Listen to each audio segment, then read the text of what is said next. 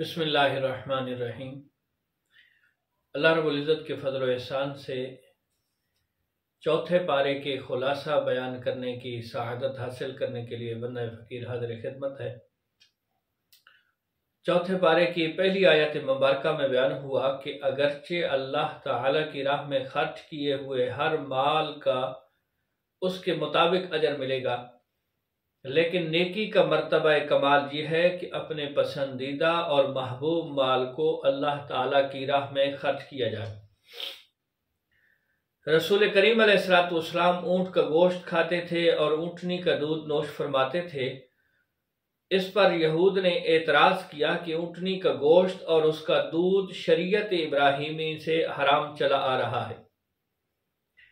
رسول کریم علیہ السلام اگرچہ امی تھے اور آپ علیہ السلام نے رسمی طور پر لکھنا پڑھنا نہیں سیکھا تھا، مگر آپ نے یہود کو چیلنج کیا کہ اگر تمہارا دعویٰ سچا ہے تو تورات لے آؤ اور اس میں یہ حکم دکھا دو، ورنہ یہ اللہ تعالیٰ پر تمہارا افتراء ہے، کیونکہ شرعی طور پر کسی چیز کو حرام قرار دینا یہ اللہ عز و جل کا حق ہے یا اس کے اختیار سے رسول کریم علیہ السلام کا حق ہے، جیسا کہ سورہ اعراف میں 157 آیت کریمہ میں ہے کہ اس لیے اللہ تعالیٰ نے فرمایا کہ ہر قسم کا طعام بنی اسرائیل کے لیے حلال تھا سوائے اس کے جس کو تو تورات کے نزول سے پہلے حضرت یعقوب علیہ السلام نے خود اپنے اوپر حرام قرار دیا۔ اس سے معلوم ہوا کہ حضرت یعقوب علیہ السلام کا اونٹنی کے گوشت اور دودھ کی خوراک کو ترک کر دینا اللہ تعالی کی طرف سے نہیں تھا، بلکہ عزیمت کے طور پر انہوں نے خود اپنے اوپر یہ پابندی عائد کر لی تھی، جیسے حضرت عمر فاروق رضی اللہ تعالیٰ عنہ نے مسلمانوں کی تنگ دستی کی وجہ سے اپنے اوپر شہد کے استعمال کی پابندی لگا دی تھی۔ آیت نمبر 98 اور 99 سورہ آل عمران میں اہل کتاب کے اللہ تعالیٰ کی آیات کا انکار اور اللہ کے دین سے منع کرنے کی مذمت کا بیان ہے۔ ان کے بعد کی آیت میں مومنین کو اہل کتاب کی اطاعت سے منع کیا گیا ہے۔ اس سے آگے صاحب استطاعت پر حج کی فرضیت کا حکم بیان ہوا اور یہ کہ زمین پر اللہ تعالیٰ کی عبادت کے لیے سب سے پہلا گھر مکہ مکرمہ میں بیت اللہ بنایا گیا،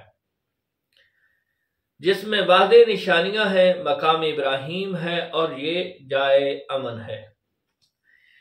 آیت نمبر 103 سے 110 میں اتحاد امت اور فرقہ بندی سے بچنے کا حکم، اتحاد امت کا بیان بھی ہے اور فرقہ بندی سے بچنے کا حکم بیان ہوا، اور فرمایا کہ اسلام سے پہلے تم ایک دوسرے کے دشمن تھے، ایک دوسرے کے خون کے پیاسے تھے اور اپنی بدعمالیوں کے سبب آگ کے گڑھے کے کنارے پہنچ چکے تھے، مگر نعمت بعثت مصطفیٰ علیہ تحیت وثنا اور نعمت اسلام کی برکت سے اللہ تعالیٰ نے تمہارے دلوں کو جوڑ دیا اور تم بھائی بھائی بن گئے۔ پھر مزید تاکید کے طور پر فرمایا کہ واضح دلائل آنے کے بعد پچھلی امتوں کی طرح فرقہ بندی نہ کرو، ورنہ روز قیامت عذاب عظیم سے دوچار ہونا پڑے گا۔ قیامت کے دن اہل ایمان کے چہرے روشن ہوں گے اور اللہ تعالیٰ اور اس کے رسول کریم علیہ السلام کے نافرمان روح سیاہ ہوں گے، یعنی ان کے چہرے کالے ہوں گے۔ آیت نمبر 110 میں امت مسلمہ کو بہترین امت قرار دے کر اس کی وجہ فضیلت بیان کی کہ تمہیں اس مقصد کے لیے پیدا کیا گیا ہے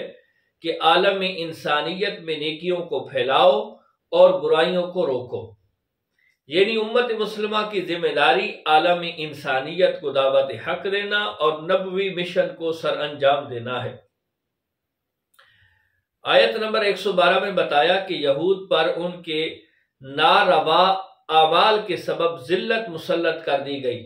کیونکہ وہ اللہ تعالیٰ کی آیات کا انکار کرتے تھے اور اللہ تعالیٰ کے بھیجے ہوئے انبیاء کو ناحق قتل کرتے تھے اور حد سے تجاوز کرتے تھے۔ ساتھ ہی یہ بھی بتایا کہ اہل کتاب میں ایک گروہ ایسا تھا جو حق پر قائم رہا، تلاوت آیات الہی، عبادت، خیر کے کاموں میں مستعد رہنا اور امر بالمعروف اور نہی عن المنکر اس کا شعار تھا۔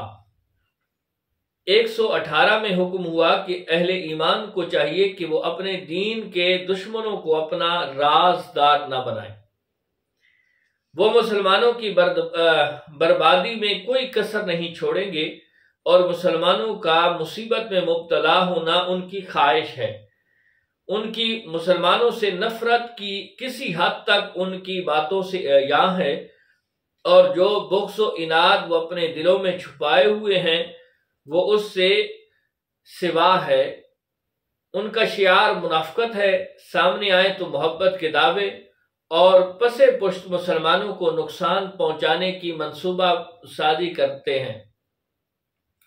مسلمانوں کی راحت سے انہیں تکلیف پہنچتی ہے اور دکھ سے انہیں راحت پہنچتی ہے۔ غزوہ بدر کی طرف اشارہ کرتے ہوئے آیت نمبر 122 میں فرمایا کہ منافقین کا ساتھ چھوڑنے کے بعد مسلمانوں کی دو جماعتوں بنو حارثہ اور بنو سلمہ کی ہمتیں پست ہو رہی تھیں کہ اللہ تعالیٰ نے انہیں بچا لیا۔ آیت نمبر 123 سے 128 میں غزوہ بدر کا ذکر ہے۔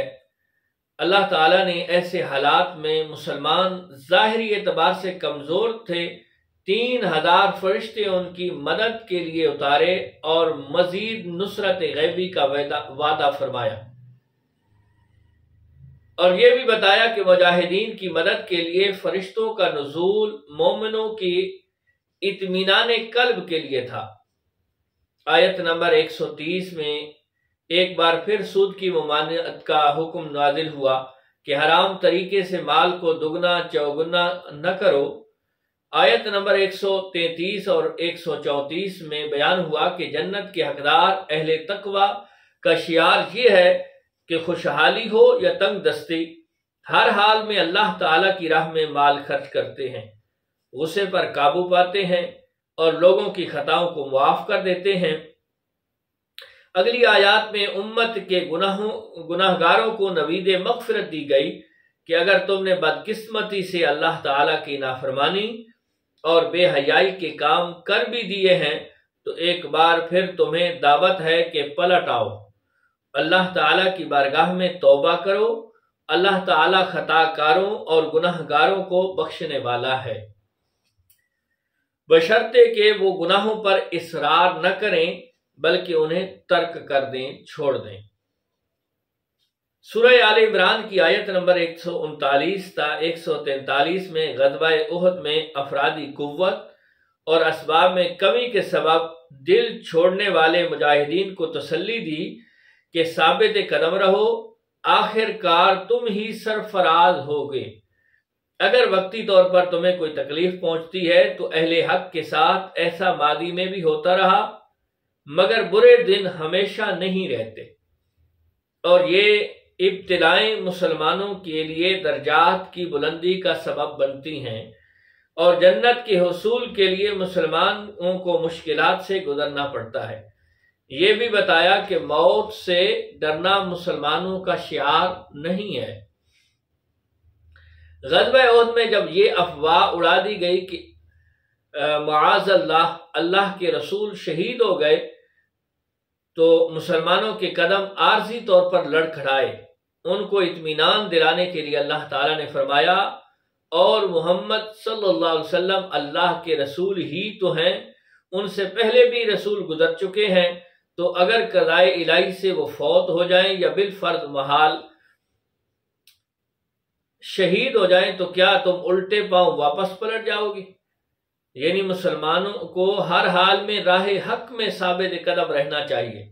اور نبوی مشن کی تبلیغ کے لیے سرگرم عمل رہنا چاہیے۔ گزشتہ امتوں کے بلند ہمت اہل حق کا یہ شعار بتایا کہ وہ ہر مشکل و مصیبت میں اللہ تعالیٰ سے استغفار کرتے ہیں۔ غزوہ احد کے بارے میں انہی آیات میں یہ بتایا کہ جب عارضی طور پر مسلمانوں کی ہمتیں جواب دینے لگیں اور طرح طرح کے گمان ان کے ذہنوں میں پیدا ہونے لگے تو اللہ تعالیٰ نے ان میں سے بعض کی تسلی کے لیے ان پر اونگ طاری کر دی اور نیند کی کیفیت میں انہیں امید افزا منظر دکھایا تاکہ ہمت بندھ جائے۔ ان کے ذہنوں میں یہ خیال بھی آ رہا تھا کہ ہم مدینے سے نکل کر احد کے میدان میں نہ آتے تو شاید موت سے بچ جاتے، تو اللہ تعالیٰ نے فرمایا موت برحق ہے، اگر تم اپنے گھروں میں بھی ہو تو جہاں جس کی موت مقدر ہے وہ خود اپنے مقتل کی طرف نکل آئے گا۔ ان آیات میں یہ بھی بتایا کہ منافقین مسلمانوں کو بد دل کرنے کے لیے طرح طرح کی باتیں کرتے تھے، لیکن اللہ تعالیٰ کی راہ میں موت اخروی انعامات کا سبب ہے۔ جو مسلمان عارضی طور پر پسپا ہو گئے تھے، بعد میں وہ آپ کے پاس لوٹ آئے تو آپ نے ان پر کوئی گرفت نہیں فرمائی۔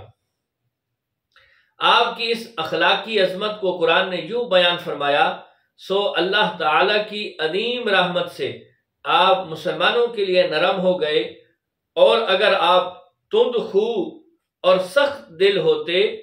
تو وہ ضرور آپ کے گرد و پیش سے بھاگ جاتے، بس آپ انہیں معاف کر دیں اور ان کے لیے استغفار کریں اور امور میں ان سے مشورہ کریں۔ بس جب آپ علیہ السلام کا کسی کام کا عزم کر لیں تو پھر اللہ تعالی پر توکل رکھیں۔ آیت نمبر 164 میں اللہ تعالی نے بعثت مصطفیٰ علیہ تحیت و ثنا کو اہل ایمان کے لیے اپنی نعمت اور احسان قرار دیا اور آپ کے فرائض نبوت کو ایک بار پھر بیان فرمایا۔ آیت نمبر 165 میں غزوہ احد کی تکالیف کو سرکار دو عالم علیہ السلام کی حکم عدولی کا نتیجہ قرار دیا اور اس کو مومنین اور منافقین دونوں کے لیے آزمائش کا سبب بتایا، چونکہ منافق غزوہ احد کے مجاہدین کو بار بار ذہنی اذیت پہنچاتے ہوئے کہتے کہ اگر تم نے ہماری بات مانی ہوتی اور احد کے میدان میں نہ گئے ہوتے تو ان کے نتائج سے بچ جاتے۔ اس لیے اللہ تعالیٰ نے شہداء کی عظمت شان کو مسلمانوں کی تمانیت کے لیے ان الفاظ میں بیان فرمایا، اور جو لوگ اللہ تعالیٰ کی راہ میں قتل کر دیے جائیں انہیں مردہ گمان بھی نہ کرو، وہ اپنے رب کے پاس زندہ ہیں، انہیں رزق دیا جاتا ہے، اللہ تعالیٰ نے اپنے فضل سے جو انہیں عطا فرمایا ہے وہ اس پر خوش ہیں۔ آیت نمبر 172 میں زخمی ہونے والے اور لوگوں کے ایک بڑے لشکر سے ڈرانے کے باوجود رسول کریم علیہ السلام کی دعوت پر لبیک کہنے والے اور شیطان اور اس کے چیلوں کے بہکاوے میں نہ آنے والے صحابہ کرام رضوان اللہ تعالی علیہم اجمعین کے لیے اجر عظیم کا ذکر ہے۔ کافروں کو بتایا گیا کہ انہیں جو دنیا میں ڈھیل دی جا رہی ہے یہ ان کے لیے مزید تباہ کن ہوگی، کیونکہ جتنی سرکشی وہ کرتے چلے جائیں گے انجام کار اس کا وبال ان پر ہی ہوگا۔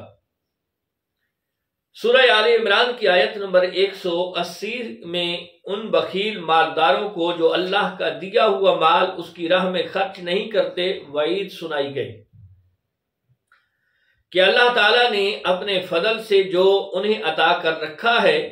وہ یہ گمان نہ کریں یہ ان کے حق میں بہتر ہے، بلکہ یہ ان کے حق میں برا ہے، اور قیامت کے دن ان کے اسی جمع کیے ہوئے مال کا توق بنا کر ان کے گلے میں ڈال دیا جائے گا۔ آیت نمبر 181 میں اللہ تعالیٰ کو فقیر اور خود کو غنی کہنے کے اہل کتاب کے گستاخانہ قول کا ذکر ہے۔ اللہ تعالیٰ نے اس قول اور انبیاء کے قتل ناحق لکھنے اور ان کے لیے عذاب جہنم کا ذکر فرمایا۔ آیت نمبر 183 میں رسول کریم علیہ السلام سے یہود کے اس مطالبے کا ذکر ہے کہ ان کے نزدیک نبی کی صداقت کی نشانی یہ ہے کہ وہ اللہ تعالی کے لیے قربانی پیش کرے اور آسمان سے آگ آئے اور اسے کھا جائے۔ بتایا گیا کہ یہ محض ان کی ضد اور ہٹ درمی ہے۔ اس کا ثبوت یہ ہے کہ جن رسولوں نے یہ معجزہ پیش کیا ان پر وہ نہیں ایمان لائے۔ آیت نمبر 185 میں ہر ذی روح کو موت کا ذائقہ چکھنے، ہر کسی کو ان کے اعمال کا بدلہ دینے اور حقیقی کامیابی یعنی دخول جنت کا ذکر ہے۔ بعد کی آیت میں اہل کتاب اور مشرکین کی ایذا رسانی پر صبر کرنے اور تقوی اختیار کرنے کو عزم الامور سے شمار فرمایا ہے۔ آیت نمبر 187 میں اس بات کا ذکر ہے کہ اللہ تعالی نے سرکار دو عالم علیہ السلام کی شان اقدس کو بیان کرنے اور اسے نہ چھپانے کا اہل کتاب سے وعدہ لیا تھا،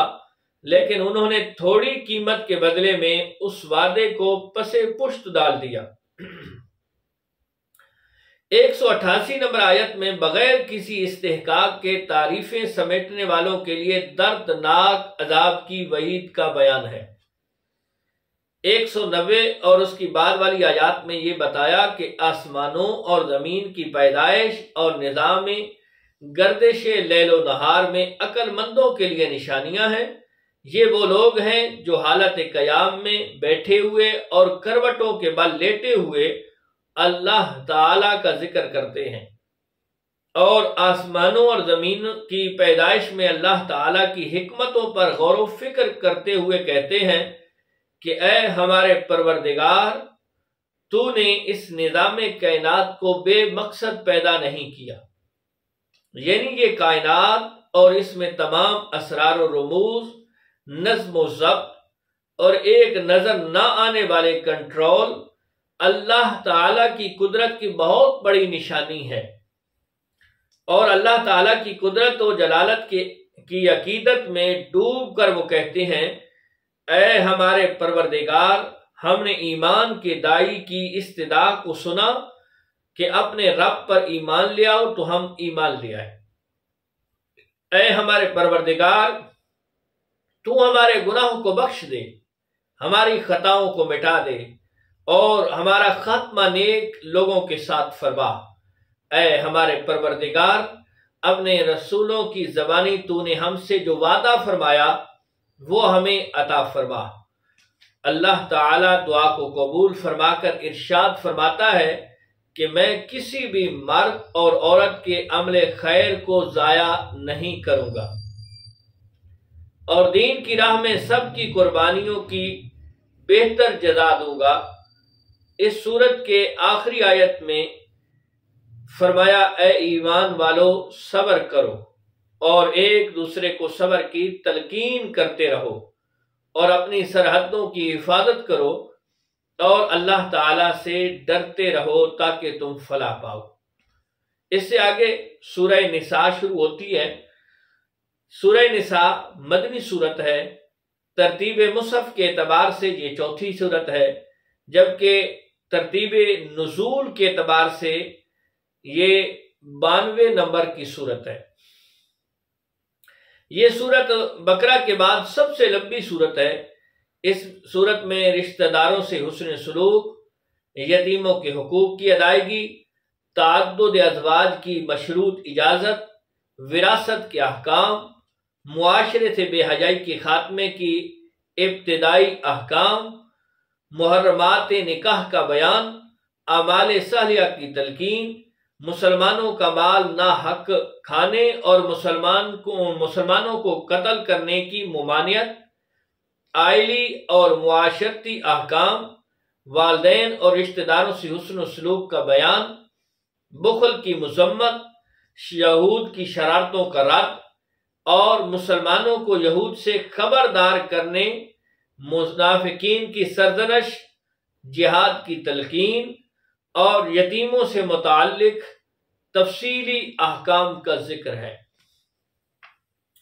سورۃ النساء کی پہلی آیت میں اللہ تعالیٰ یہ فرماتا ہے کہ اے لوگو، اپنے رب سے ڈرو جس نے تمہیں ایک شخص سے پیدا کیا اور اسی سے اس کی بیوی کو پیدا کیا اور پھر ان دونوں کے ذریعے کثیر تعداد میں مرد اور عورتیں زمین میں پھیلا دیے۔ یعنی تمام انسانیت کی اصل ایک ہے۔ اس کے بعد فرمایا کہ اپنے زیر کفالت یتیموں کے مال کو اپنے مال کے ساتھ ملا کر نہ کھاؤ، یہ بہت بڑا گناہ ہے۔ اسی طرح اپنے خراب مال کو یتیم کے اچھے مال سے تبدیل نہ کرو۔ اگلی آیت میں بتایا کہ اگرچہ بوقت ضرورت 1 سے زیادہ 4 تک شادیوں کی اجازت ہے، لیکن ازواج کے درمیان عدل کی کڑی شرط کے ساتھ۔ زیر کفالت یتیموں کے حوالے سے فرمایا کہ اگر وہ اپنے مال کی حفاظت کا شعور نہیں رکھتے تو ان کے سرپرست کو چاہیے کہ ان کے مال کی حفاظت کرے، ان کی ضروریات کی کفالت کرے اور ان سے حسن سلوک کرے۔ یتیم کا مال اس وقت اس کے سپرد کرو جب وہ بالغ اور عقل مند ہو جائے۔ اس اندیشے سے کہ یتیم کا مال جلدی ہڑپ نہ کرو کہ وہ بالغ ہو کر اپنے مال کا مطالبہ کرے گا، اور جب یتیم کا مال اس کے حوالے کرو احتیاطاً گواہ مقرر کر لو۔ قرآن نے یہ بھی بتایا کہ یتیم کا سرپرست اگر غنی ہے تو اپنی ذات اور ضروریات پر یتیم کے مال کو خرچ نہ کرے، اگر وہ فقیر ہے تو صرف بقدر ضرورت اپنے اوپر خرچ کر لے۔ اللہ تعالیٰ نے یہ فرمایا کہ مرد ہو یا عورت شریعت میں اپنے مقررہ حصے کی وراثت پانے کا حقدار ہے، یعنی اسلام میں عورت کو وراثت سے محروم نہیں رکھا گیا۔ سفارش کے طور پر قرآن نے یہ بھی بتایا کہ تقسیم وراثت کے موقع پر ایسے قرابت دار، یتیم اور مسکین آ جائیں جن کو وراثت میں حصہ نہیں مل رہا تو نفلی صدقے کے طور پر انہیں کچھ نہ کچھ دے دو۔ ذرا یہ بھی سوچو کہ کل خدا نہ خواستہ تمہاری اولاد اس محرومی کی حالت سے دوچار ہو جائے تو ان پر کیا گزرے گی۔ سورہ نساء کی آیت نمبر 11 اور 12 میں وراثت کے مسائل بیان فرمائے گئے ہیں۔ ان کی کچھ یہ تفصیل ہے، کسی شخص کا انتقال ہو جائے اور اس کی اولاد میں بیٹے اور بیٹیاں ہیں تو ہر بچے کو بیٹی کا دگنا حصہ ملے گا۔ اگر صرف ایک ہی بیٹا ہو تو جن وارثوں کا حصہ شریعت میں مقرر ہے ان کو دینے کے بعد بقیہ کل ترکہ بیٹے کو مل جائے گا۔ 1 سے زائد بیٹے ہوں تو ان میں برابر تقسیم ہوگا۔ اگر کسی کی وارث صرف ایک بیٹی ہو تو اسے بقیہ ترکے کا آدھا حصہ ملے گا۔ اگر 1 سے زائد صرف بیٹیاں ہوں تو ان کو مجموعی طور پر بقیہ ترکے کا 2/3 حصہ ملے گا۔ کسی شخص کا انتقال ہو گیا اور وہ صاحب اولاد ہے اور اس کے ماں باپ بھی حیات ہیں تو ان دونوں میں سے ہر ایک کو ترکے کا 6واں حصہ ملے گا۔ اگر کسی شخص کا انتقال ہوا اور اس کی اولاد نہیں ہے تو اس کے ماں باپ باقید حیات ہیں تو ماں کو ترکے کا 1/3 حصہ ملے گا اور بقیہ ترکہ باپ کو ملے گا۔ فوت شدہ شخص کے لاولد ہونے کی صورت میں اگر اس کے بہن بھائی ہیں تو اس کی ماں کو 6واں حصہ ملے گا۔ اگر بیوی لاولد ہو تو اس کا نصف ترکہ شوہر کو ملے گا۔ اگر شوہر لاولد ہو تو اس کے ترکے سے بیوی کو 1/4 حصہ ملے گا۔ اگر شوہر کی وفات ہو گئی تو بیوی 1 ہو یا 1 سے زائد سب کو مجموعی طور پر شوہر کے ترکے کا 8واں حصہ ملے گا۔ اگر کسی لاولد شخص کا انتقال ہو جائے اور اس کے ماں باپ بھی نہ ہوں اور صرف ماں کی طرف سے بہن یا بھائی ہو تو اسے 6واں حصہ ملے گا، اور اگر صرف ماں کی طرف سے 1 زائد بھائی یا بہن ہو تو انہیں کل ترکے کا 1/3 حصہ ملے گا۔ میت کے انتقال کے بعد اس کے ترکے میں سے سب سے پہلے اس کے کفن و دفن کے اخراجات وضع کیے جائیں گے۔ اس کے بعد اس کے ذمہ اگر کوئی قرض ہے تو اس کی ادائیگی کی جائے گی۔ اس کے بعد اگر اس نے کوئی وصیت کی ہے اور وہ وصیت کسی وارث کے حق میں نہیں ہے تو زیادہ سے زیادہ 1/3 ترکے کی حد تک اس کی وصیت نافذ کی جائے گی۔ یہ تین امور تقسیم وراثت پر مقدم ہیں۔ آیت نمبر 15 اور 14 سورۃ النساء میں بدکاری کی ابتدائی اور عارضی سزا کا بیان ہے۔ مستقل سزا پھر سورۃ النور میں نازل ہوئی اور اس کے لیے 4 گواہوں کی کڑی شرط بھی لگائی گئی ہے، اور توبہ کرنے والوں کے لیے بخشش اور مغفرت کا مژدہ سنایا گیا ہے۔ آیت نمبر 17 سورۃ النساء میں اللہ تعالیٰ نے قبولیت توبہ کا اصول بیان فرمایا ہے کہ جن لوگوں سے گناہ سرزد ہو جائے اور وہ غلطی کا احساس ہونے پر جلدی توبہ کر لیں تو ان کی توبہ کی قبولیت اللہ تعالیٰ کی ذمہ کرم پر ہے۔ لیکن جو لوگ زندگی بھر گناہ کرتے چلے جائیں یہاں تک کہ فرشتہ اجل سر پر آ کھڑا ہو اور پھر کہیں کہ میں نے توبہ کی، تو ان کی توبہ کی قبولیت کی کوئی ضمانت نہیں، اور جن کی موت کفر پر واقع ہو جائے ان کی آخرت میں نجات کی کوئی ضمانت نہیں۔ آیت نمبر 20 سورۃ النساء میں ارشاد ہوا کہ بیوی کا مقررہ مہر خواہ کم ہو یا زیادہ ادا کرنا چاہیے۔ اپنے باپ کی منکوحہ سے نکاح جائز نہیں، اور اس کے بعد ان قرابت دار عورتوں کا بیان ہے جن سے نکاح ہمیشہ کے لیے حرام ہے، اور وہ یہ ہیں: یعنی ماں،